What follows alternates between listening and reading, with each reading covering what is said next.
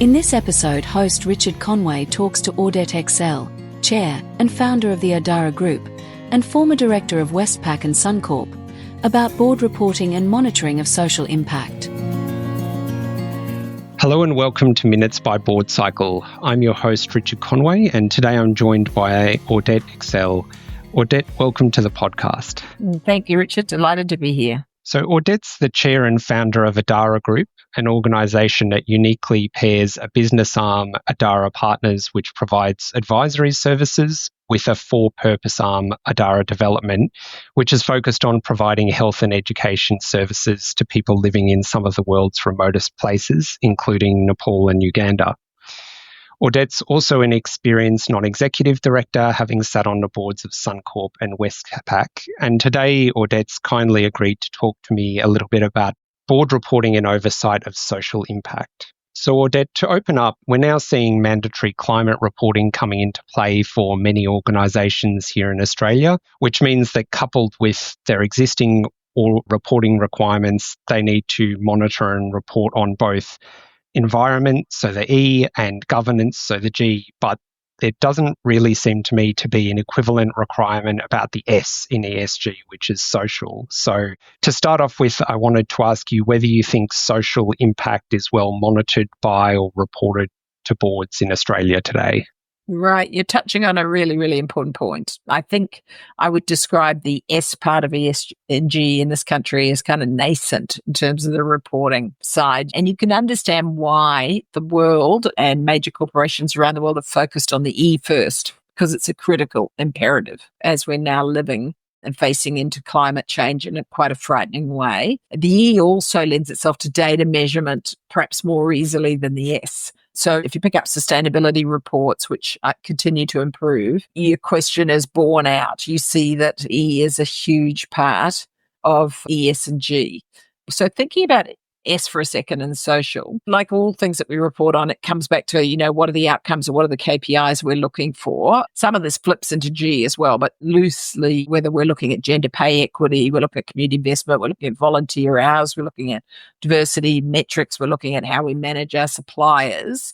That's one set of metrics, and there are a number of helpful metrics that can be used and I believe should be used. The other thing I'd just say is that companies that actually are really serious in this space tie what they do on the S to the SDGs, the Sustainable Development Goals. So in Adara, for instance, we report against a number of them. SDG 1, which is no poverty, SDG 3, which is good health and well-being, 5 is gender equality, 10 is reduced inequality, and 17, one that I particularly love because I work in this kind of hybrid, in this hybrid manner, a partnership for the goal. So when you start to see companies starting to tie to that, the other place that I like to see, and I think that we need to keep moving our companies towards, including the biggest companies, as standards start to formulate underneath the E into the S, is the 10 principles of the UN Global Compact. They're high-level principles, but it's another way to kind of start that process of measurement.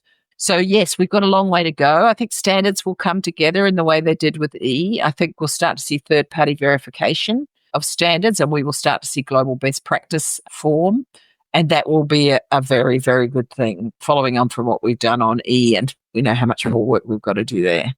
Absolutely. And so, Audette, you've talked there about many different metrics which could potentially be used, or objective ways of judging social impact that companies could track there. Do you think there's a risk around social impact reporting becoming too metrics focused, given that ultimately it's about people and a human element? Richard, I really like this question.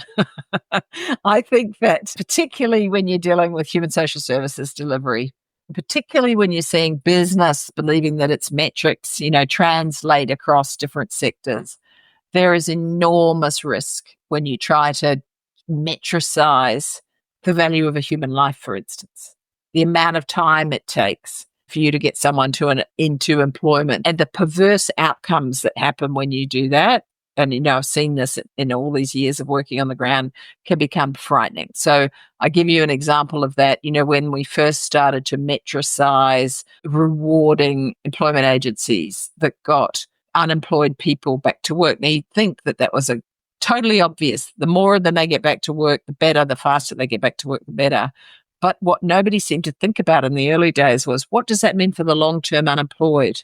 What does that mean for people that are struggling with mental health or addiction issues in any format? The hard client groups. What does that mean for them? Well, if you're incenting businesses on the basis of how fast they can churn and lift, what that actually means for hard client groups is it's not profitable to look after them. So, there is an underpinning piece in human social service delivery in particular. And maybe this is across all sectors where you're trying to affect change, where you need not just to be thinking about the metrics that give you short and medium term return or impact, but the metrics that give you metrics or the ways of measurement that give you long-term return. The other thing I'd say on that question, which is such a good question, bang for the buck is the other argument that drives me crazy. So one of the reasons Adara works remotely is that there's a bang for the buck argument, which is a metrics argument that is run about why you only provide service in urban settings, because you get more, you can touch more people. But it's completely neglecting the concept of the human rights of people who don't live in urban settings, their right to good healthcare, good education, clean drinking water, and all the other fundamental rights that we take for granted in our society. We leave those groups completely behind. We also don't take into account the incredible value that some of those communities and people, that stopping urban drift, the amazing people that come out of those communities, that if we were just driven by, well, you can provide service to 200,000 in a city, but if you try and do it in a remote area, you have to walk for 25 days. If we're just driven by that, we're missing something really critical for our world. So really, really good question. And I wish more people would ask that question before they leap to judgment on what's going on with service delivery across that whole spectrum. Absolutely. And I guess I'm going to ask you now somewhat the opposite question, which is that if you don't metricize the data too much, then it can go into this territory of kind of feel-good stories, I suppose. And so what's the approach that you take at Adara to be able to balance between metrics-based reporting but understanding human impact and human outcomes as well, without sort of drifting into that feel-good territory? Yeah, so interesting, isn't it? It's not a binary. I mean, we're living in a world where everybody's going to polarity and binaries, but let's sit with it out of the binary and in the nuanced conversation in the middle. First of all, on the binary, I'd say feeling good is not such a bad thing. I had a journalist say to me not too long ago, well, you can't just tell good stories, Audette. And I was like, well, why the hell not? We need that in a world that seems to be feeding into us despairing and feeling hopeless and helpless. But put that aside for a second. You're quite right. How do we make this substantive, which is really the question, right? How do we ensure the work is substantive and impactful if we acknowledge that metrics aren't the only way to measure it? So the way that we think about that at Adara is, first, no question, our work is landed in data. In monitoring and evaluation teams, we try to work really hard to understand what's going on. We start, as many NGOs do, with a theory of change. And in fact, I think businesses should too. You start with a theory of change and then you work your way backwards from the theory of change to figure out what the interventions are that will get you to where you need to go. And you figure out what your key outcomes, your outputs and your outcome measurements are, your KPIs, if you like. That's deep in the organization now because we're a longer serving organization. So you start with the data. What you do then is try to really understand it. Open your mind to understanding, why could that be? Is that about health-seeking behavior? Is that about the way that the community are feeling about a certain intervention? Is that about a political issue, a religious issue, a gender issue? You ground yourself in the data. You work really hard to understand it. And for us, we look at what our message is. What's this data trying to tell us? What's the message it's giving? And then, when I'm talking about it, or one of us is on a stage somewhere, or, one of our leaders, or talking about it, we always also try to ground it in a story. One of the things I found so interesting is I can stand on a stage right now and tell you about the devastating and catastrophic consequences of what's happening with USAID, PEPFAR, Gavi, and the World Health Organization withdrawals by the United States of America. I could talk to you about the 14 to 18 million people who will die of HIV/AIDS by the end of this decade, entirely preventable deaths. I can tell you that. But what I can see in your eyes when I start talking like that, I can talk the data. It passes across. But if I tell you a story and how I was sitting on the ground when I was in Uganda in May, and I can tell you what the data is showing us about mother-to-child transmission, and then I can tell you a story about a young mum that I was just talking about, who's been fully suppressed from HIV/AIDS since she was a tiny child, and now she finds herself at risk of running out of the meds. And when she has her next child, suddenly, again, the chances are that she's going to pass that terrible disease to her child without that being necessary, then I'll bring it home. So I think in life, maybe we need all of that. We need the data. We need to understand it. We need to figure out what the message is. And then we need to tell each other stories because, as First Nations people will tell us, storytelling is some of the most important ways that we have to learn as human beings, and we mustn't neglect that.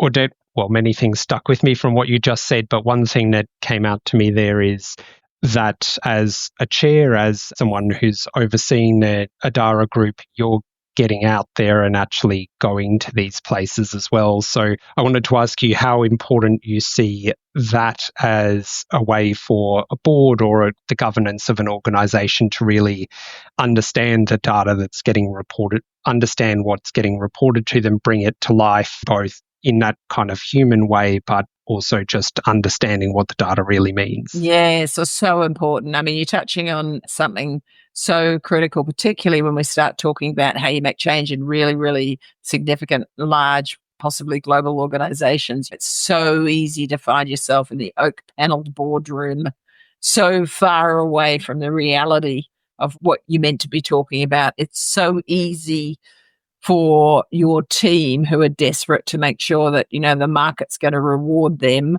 for this month's, quarter's, year's earnings to put what they consider to be the soft stuff at the end of the agenda on a Friday afternoon when you're exhausted and you've just spent 3 days going around the clock and everybody wants to run out the door to catch the aeroplane. And so from a board perspective or a chair perspective, as you lead a board, first of all, understand yourself. This matters. This is not soft stuff. This is critical stuff. This is stuff that actually improves your bottom line, attracts better staff, retains your staff, and has this really powerful impact on your wider stakeholder group, including on the community. It's not soft. So you need to upskill yourself. You need to treat it very seriously. You need to give it the time and space in your agendas. And you need to get out there and see it, because there is no question that when you bring it home for yourself and you sort of open yourself up to that, outside of just the intellectual experience, to the wider experience, not only are you forever changed and enriched, but your organization is going to be forever changed and enriched.